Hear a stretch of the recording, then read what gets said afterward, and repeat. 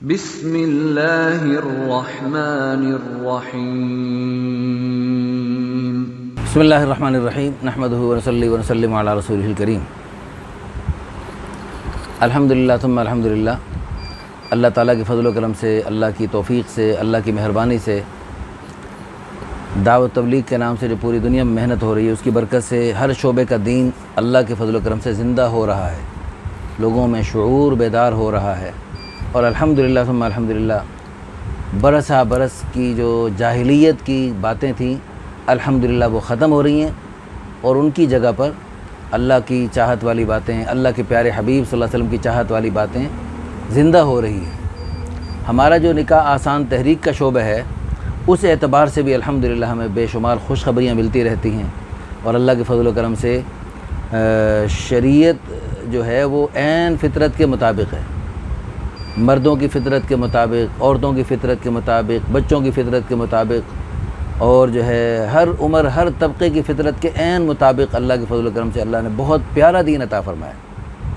دنیا والے کیا اپنی چھوٹی سی عقل سے، چھوٹی سی سمجھ سے چیزیں ایجاد کریں گے، اپنے مذاہب مرتب کریں گے، جو اللہ کے فضل و کرم سے اللہ تعالیٰ نے اپنے علم کامل کی بنیاد، علام الغیوب ہے، ہمیں تو اگلے لمحے کا پتہ نہیں کیا ہونے والا ہے، 2 دن پہلے ماضی ہم بھول جاتے ہیں، تو اللہ تعالیٰ کروڑوں سال پہلے کے حالات، کروڑوں سال بعد کے حالات، سب کچھ اللہ جانتے ہیں۔ تو اللہ پاک نے اپنے علم کامل کی بنیاد پر جو ہمیں پیارا دین عطا فرمایا، وہ الحمدللہ ثم الحمدللہ وہ بہت ہی اعلیٰ ہے، اور ہمیں اس پر خوش ہونا چاہیے۔ رضیت باللہ ربا، رضینا باللہ ربا وبالاسلام دینا وبمحمد صلی اللہ علیہ وسلم نبیا ورسولا۔ ہم اللہ تعالیٰ کے رب ہونے پر، اللہ کے پیارے حبیب صلی اللہ علیہ وسلم کے رسول ہونے پر، اور اپنے پیارے دین اسلام کے اپنے مذہب اپنانے پر ہم بالکل خوش ہیں، مطمئن ہیں۔ یہ ہر مسلمان کے دل کی آواز ہونی چاہیے، اور صبح و شام روزانہ پڑھے یہ بندہ، یہ صبح و شام پڑھنے کی دعاؤں میں سے ہیں جی۔ رضینا باللہ ربا وبالاسلام دینا وبمحمد صلی اللہ علیہ وسلم نبیا ورسولا۔ الحمدللہ ثم الحمدللہ اس وقت ہمارے ادارے میں ہمارے مہمان تشریف فرما ہے۔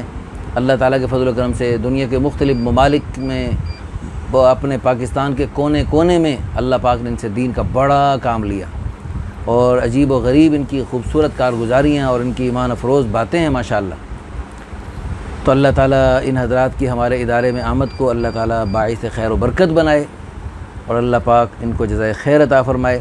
جو ہم تحریک چلا رہے ہیں اور یہ ساری دنیا میں ہم جو بات پہنچا رہے ہیں، الحمدللہ عملاً پہلے سے ان کے گھروں میں یہ موجود ہے ماشاءاللہ۔ انہوں نے بہت خوبصورت کارگزاری سنائی، اس میں ایک تو صدمے کی بات ہے، پھر اسی صدمے کے بعد ایک خوشی کی بات ہے۔ دنیا ہے نا، دنیا میں تو حالات آتے ہیں، اور حالات کے بعد جو امتحان ہوتا ہے، اس امتحان میں کون پورا اترتا ہے وہ دیکھنا۔ تو الحمدللہ حالات ہے، اس پہ صبر کیا۔ ان کے چھوٹے بھائی، ہمارے بھائی ہیں، بھائی ملازم حسین صاحب، اللہ پاک ان سے بڑے پیمانے پر دین کا کام لے رہے ہیں۔ یہ جھنگ کے قریب ایک گاؤں ہے جہاں بہت بڑا تبلیغی کام ہے، اور صرف تبلیغ کے کام میں جیسے اعلان کرتے ہیں نا، اللہ نے دونوں جہانوں کی پوری کامیابی پورے دین پہ چلنے میں رکھی ہے۔ تو اب پورے دین میں تو صرف جو ہے نا وہ 6 نمبر نہیں ہے، پورا دین جو ہے وہ جمیع ما جاء بہ النبی صلی اللہ علیہ وسلم، وہ مکمل دین، وہ معاشرت کا دین، معاملات کا دین، رہن سہن کا دین، خوشی غمی کا دین، وہ مکمل دین الحمدللہ، اس کو اپنانے کی ماشاءاللہ اللہ تعالیٰ کے فضل و کرم سے یہ حضرات کوشش فرما رہے ہیں۔ اللہ پاک بہت بہت جزائے خیر عطا فرمائے۔ تو ان کے گھر میں ایک حادثہ ہوا، 7 بھائی ہیں، کیوں جی کتنے بھائی؟ 4 بھائی کل 4 بھائی کل اچھا کل 4 بھائی جی۔ اچھا، تو آپ کے سب سے چھوٹے بھائی؟ جی، چھوٹے بھائی جو ہیں، چھوٹے بھائی ان کا انتقال کر گئے جی۔ اچھا، میں یہ کارگزاری ان کی اپنے زبانی سنوانا چاہتا ہوں، آپ ارشاد فرمائیں کیا ہوا؟ جی، میں تو یہاں تشکیل میں تھا رائے گنج میں۔ اچھا جی۔ تو صبح کی نماز سے چند منٹ پہلے شعبہ کے اندر مقیمین حضرات کے پاس ہمارے گھر سے فون آیا، چونکہ میرا فون تو بند تھا۔ اچھا اچھا اچھا۔ تو انہوں نے یہ خبر دی کہ آپ کے بھائی جو چھوٹے بھائی ہیں ان کا انتقال ہو گیا حادثے سے۔ اچھا، آپ کو ڈائریکٹ انتقال کی خبر مل جی ہاں، انتقال کی خبر ملی. وہ ہم سب میں 7 بہن بھائیوں میں سب سے چھوٹے تھے. اچھا. اور یعنی ہم سب کو بہت ہی زیادہ ان سے محبت تھی, پیارے تھے, چھوٹے لاڈلے بھائی تھے. جی لاڈلے بھائی تھے. تو بس اچانک مطلب خبر ملنے سے بس میرے تو کچھ ہوش جو ہے نا وہ مطلب ہے بہت متاثر ہو گیا میں. اچھا. تو پھر اچانک خبر نہیں دینی چاہیے. بیچ میں ضمن بات آئی, مجھے بھی ایک دفعہ اچانک میرے اپنے والد کی وفات کی خبر, میں لاہور میں تھا اور مجھے جب خبر ملی اچانک صاف ستھری خبر, فوت ہو گئے. مجھے ایسے لگتا ہے آسمان میرے سر پہ گر گئے اور مجھے دنیا بڑی عجیب سی محسوس ہو رہی تھی. مجھے بڑا دنیا گھومتی محسوس ہو رہی تھی اور مجھے یعنی بالکل یہ ساتھ ہی ضمن بات آ جائے کہ اچانک صاف ستھری خبر نہیں دینی چاہیے, بلکہ تھوڑا سا لگی لپٹی کر کے پھر خبر دینی چاہیے. اس میں شاید یہ حکمت تھی کہ انہوں نے سوچا ہوگا کہ جلد پہنچے, یہ رات سے حادثہ ہوا تھا, رات سے ان کا انتقال تھا. اچھا. تو یہ جنازے سے نہ رہ جائیں, کہیں سستی نہ کریں کہ چلو ان کا علاج ہو رہا ہے یا چلو میں پہنچ جاتا ہوں. مطلب جلد از جلد یہ پہنچے جنازے میں تاکہ شامل ہو. جی اس لیے خبر ملی. انا للہ و انا الیہ راجعون پڑھا اور پھر نماز ادا کرتے ہی میں گھر کی طرف روانہ ہوا.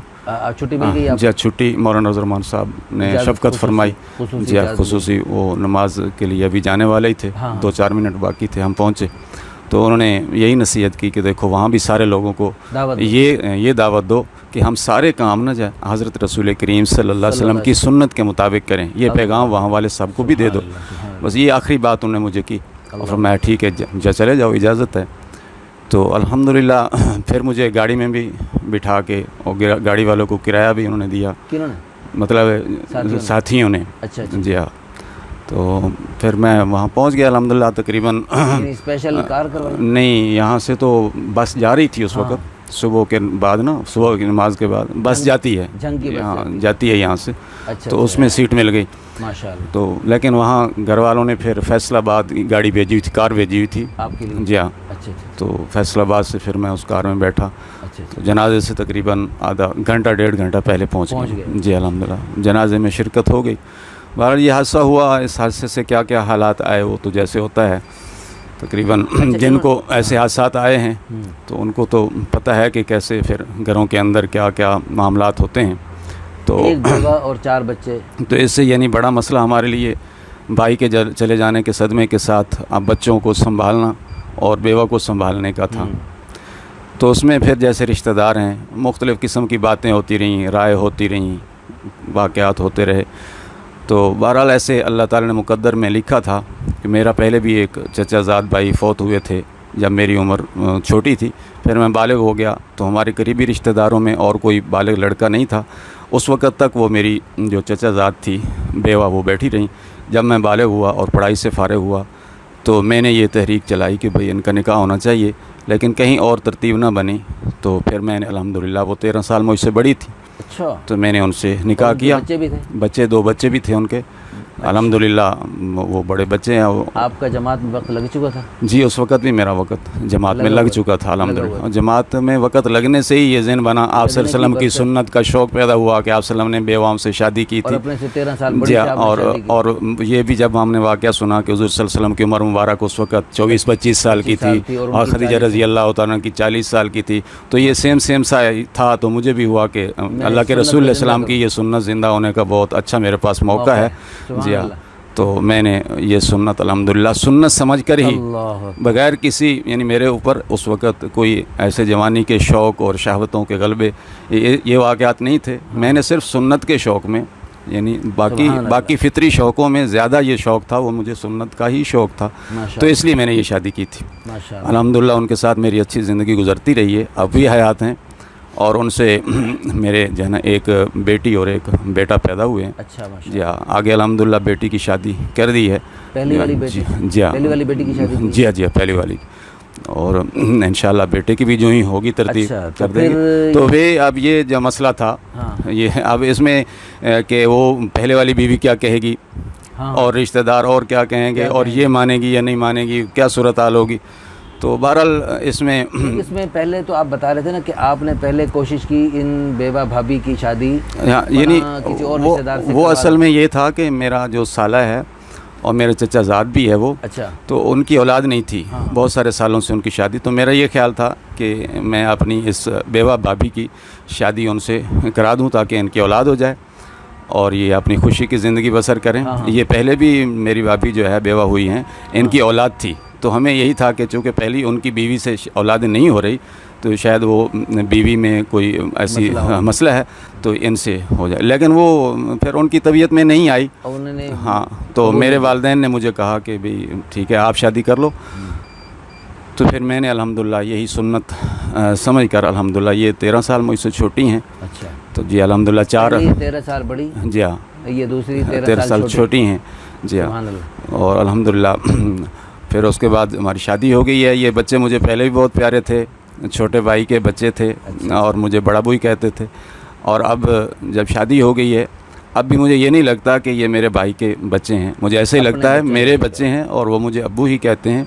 اور الحمدللہ وہ حدیث آپ کے سامنے تھی فضائل کے استحضار کے ساتھ کہ وہ جو بیوہ کی کوشش کرنے والا ایسے ہے جیسے جہاد کرنے والا. جی جی بالکل بالکل, وہ چیزیں یہ ہم نے سنی ہوئی تھی, یہ ساری پڑھی ہوئی تھی, ساری دنیا کو سنا سمجھا رہے تھے. ماشاءاللہ. جی الحمدللہ. اس سے کیا ہوا ہے کہ اس سے مطلب ہے بہت ساری ہم ذہنی طور پر مطمئن ہوئے ہیں.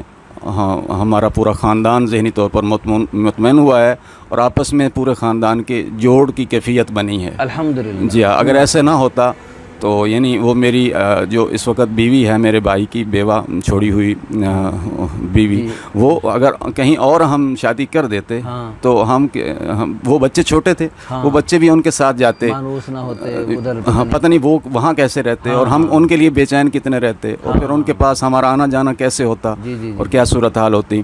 تو اس لحاظ سے یعنی کہ خاندان پورا خوش ہے اور مطمئن ہے الحمدللہ. میرے پاس ایسے کیس آئے جی کہ وہ بیوہ بھابھی گھر میں ہوتی ہے اور وہ بیوہ بھابھی کو یعنی بعض جاہل لوگ یعنی دوسری شادی کو اتنا جرم, اتنا ظلم, اتنا عیب اور اتنا برا سمجھتے ہیں کہ اب وہ جو ہے نا, اب وہ بیوہ بھابھی ہے بیچاری, کئی سال ہو گئے. اب وہ ایک دیور میرے پاس یہ مسئلہ لے کر آئے کہ وہ بھابھی بھی مطمئن ہے میرے سے شادی کرنے کو, بیوہ ہے اور میں بھی چاہتا ہوں, لیکن ہمارے والدین بھی نہیں مانتے, باقی ماحول نہیں مانتا, ہم کیا کریں؟ تو پھر مجبوراً ہمیں یعنی باقی ان کے گھر والوں سے چھپ کر باقی اپنی محفل میں پوری مجلس میں نکاح پڑھا دیا ان کا. صرف ان گھر والوں کو پتہ نہیں, لیکن اب مجبوراً ہمیں کرنا پڑتا ہے ایسا. ہم نے نکاح مسجد میں کیا ہے, ہم نے نکاح مسجد میں کیا ہے. اچھا ماشاءاللہ. اور چند جو قریبی دوست تھے ان کو مدعو کیا ہے ماشاءاللہ. اور ولیمے کے طور پر سنت ادا کرنے کے لیے سادہ کھانا ہم نے, جو دوست آئے تھے 20-25 کے قریب لوگ, ان کو کھانا کھلایا ہے الحمدللہ. اور یعنی پورے ماحول کے اندر اس کارگزاری کی جو ہے نا بہت اچھا اثر ہے. اچھا. ہاں, پورے ماحول میں بہت اچھا اثر ہے اس کا.